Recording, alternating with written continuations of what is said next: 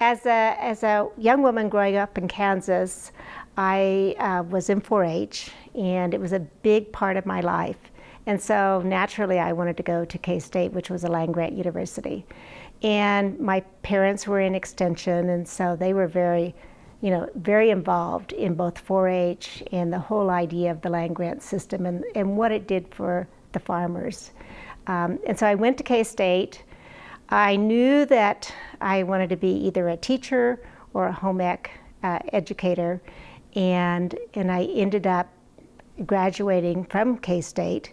And then my husband was in the Army, so we ended up in Germany. And when we were in Germany, we really fell in love with the mountains. And when we decided to come back, we really wanted to live in the mountains and then find jobs. So we looked around. I applied to CSU and for a master's degree in nutrition, and also to K-State as a backup, and ended up getting a fellowship at K-State before I got the offer from CSU. So we went to K-State, and it was really good that we did, because at the time I didn't know I was pregnant. And so it was nice to be home. And so we got our degrees. I got my master's in nutrition, and Larry got his MBA. And then we decided we wanted to live where we wanted to live. And so we took a road trip out to Colorado and looked at various locations, arrived at Fort Collins, and they cashed our check without an ID. And we said, this is it. This is where we're going to live. And so we went home, packed up, and came back out, and then started looking for jobs. And he got into real estate because that was something he could do. And I did odd jobs. I did sewing, I did substitute teaching, and I also, because my teaching certificate was not good in Colorado, took classes at CSU. And so while I was doing that, I learned about a 3/4 time position in the Department of Food Science and Human Nutrition as a research associate. So that was my first opportunity at CSU to become part of the faculty. So one of my first positions at CSU was as a research associate. And I was working with Dick Jansen, who was the department head at the time of Food Science and Human Nutrition, and Judd Harper. And we were developing a nutrition education program that would go along with nutrition labeling, which was recently mandated by the Food and Drug Administration. So that project, which was very interesting for me, because I learned a lot about the nutrients that are in food, ended about 18 months later. And about that time, the foods position, the extension foods position, became available. And so I applied for that and was lucky enough to get the job. And then I spent the next 30 years as an extension specialist in food and nutrition at the department, and really enjoyed that opportunity. When I started, things were a lot different than they were when I ended, as far as what the issues were. One of the first things that I was assigned to work on was developing programs related to slow cooking. So slow cookers had just come out. Now they're in our closets, but they had just come out. And microwave ovens had just come out as well. And so I was to develop nutrition education programs that would help consumers better use these appliances. So I developed programs. I went all over the state teaching homemakers how to use their slow cooker and how to use their microwave oven, and really got to know a lot of people doing that, got to know the state, and really enjoyed the opportunity to be out. When I started, I had told my family that I could retire in 30 years when I was 57, and I would still have an opportunity to try do new things. And so as that time came closer, I didn't quite make it.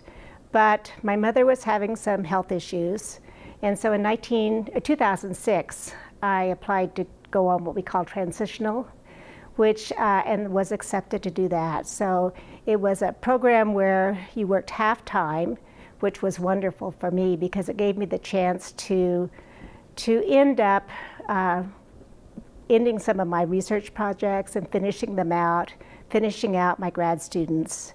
And it also gave the department the opportunity to hire my replacement, which was really helpful for me, and I could train her and worked out really well. So then, when 2006 was winding down and it was getting close to the time that my transitional would be over, and the position as a research associate dean became available. And I thought, I really would like to work with April Mason, because April and I were in the same field before she became the dean, and I really was interested in working with her. So I called her up and I said, would you consider a retiree who could only work part-time? And she said, yeah. And so I applied for the position and got it, only to have her leave shortly thereafter. But it was wonderful. I was able to work with Nancy Hartley for a year as she serves as the interim dean, and then for 2 years with Jeff McCubbin when he came in as our new dean. So I really enjoyed that opportunity because it gave me the opportunity to get to know other departments in the college and work with new faculty and help them be successful in their research projects.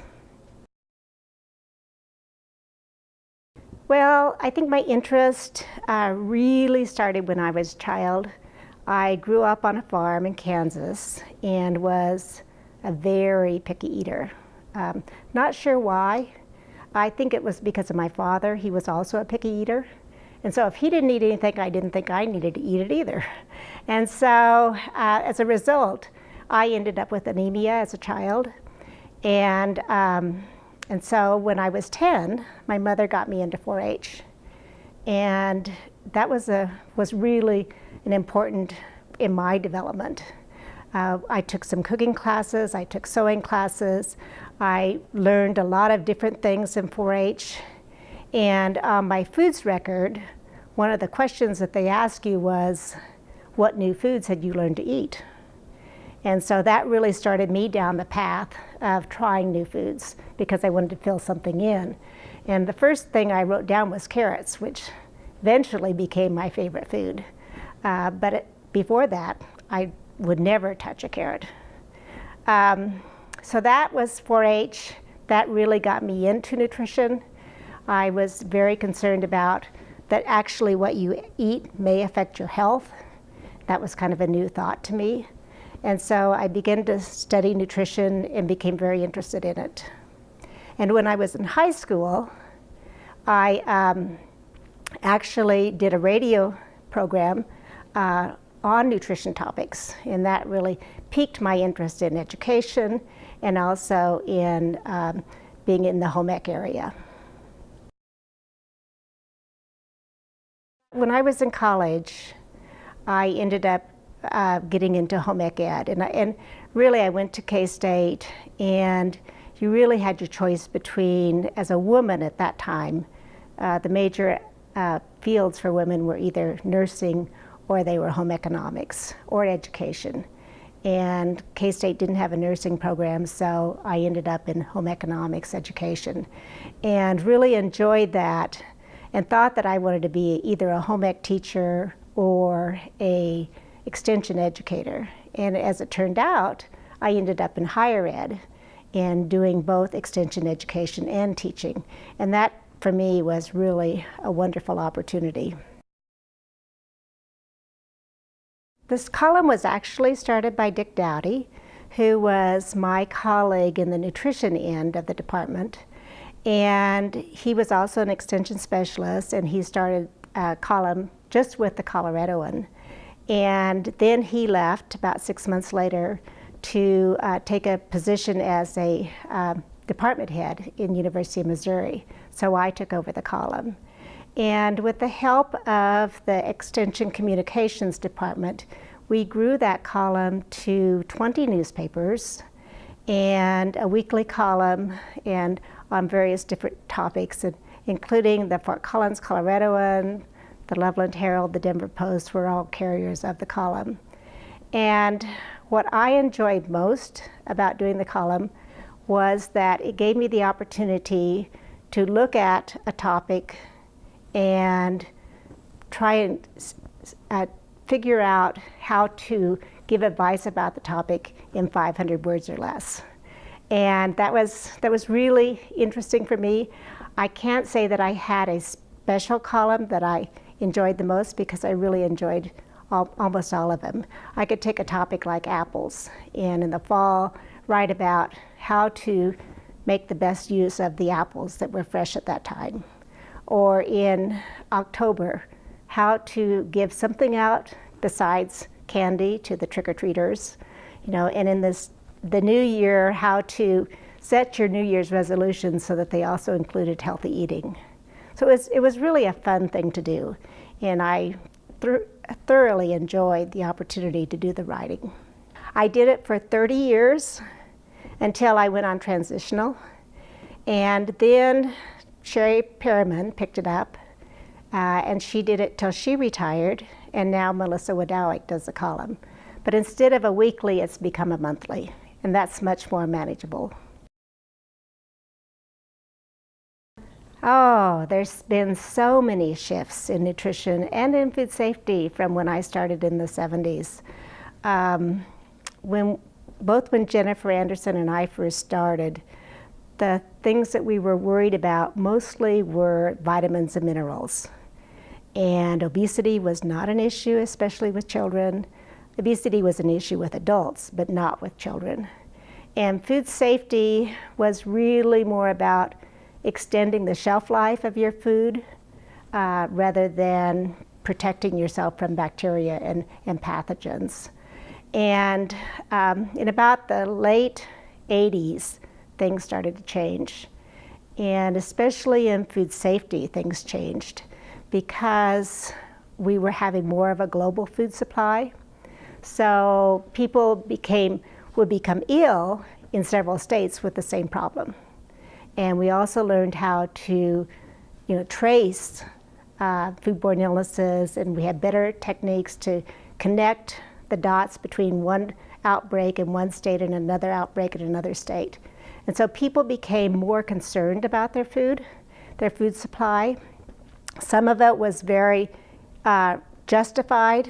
Some was more out of media fear than anything else.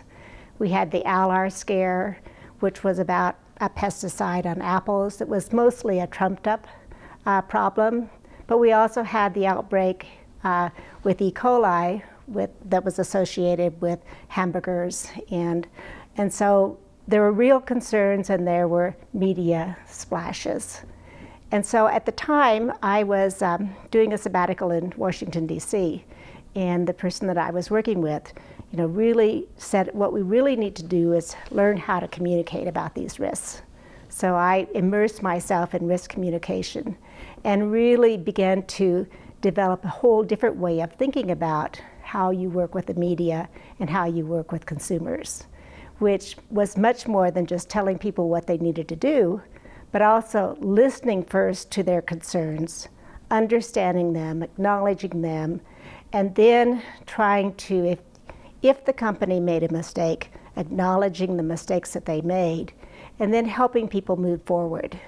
And that became a way of really talking about food safety as well as nutrition and other topics that people were concerned about.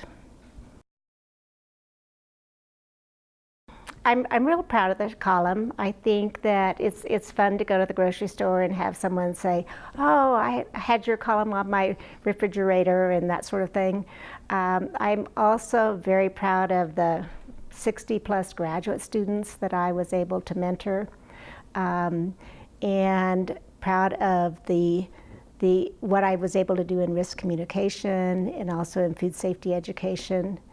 And also I'm proud of the people that have carried on after I have retired from my position. They were mostly people that I mentored, and it's really great to see them doing such great work. That includes Melissa Wadowik, Marissa Bunning, Mary Schrader. Some of the lessons that I worked with them is to always approach whatever the issue is with a real concern for it and with integrity, and then to think through the the answers and then to work together to come up with a solution. And I found that working with my colleagues rather than working against them really was the thing to do. Other than my mother and my husband, who really have been my lifelong mentors, one of my early mentors that I really learned a lot from was Dr. Dorothy Harrison. She was my major advisor at K-State for my graduate degree. And she was a wonderful person. She was a perfectionist, but she was also very pragmatic. And she really helped me learn how to identify a research question, how to approach it, and how to write it up. And that was something that I've tried to pass on all of my life to my students, how to really dig in and think through a project and a question and come up with an answer and write it up and explain it to someone. So when I became a faculty member, I really took what she taught me and tried to apply it in my working with my students. Another mentor at CSU was Ellie Guilfoyle. She and the Women's Leadership Program. At the time I was participating in that program, I was the interim department head and then the associate department head. And it was really helpful for me in learning how to work with the faculty and work together rather than, being the person that they are, mad at all the time. And so that we could look at problems together and solve them. And she was very helpful in really raising women at the university.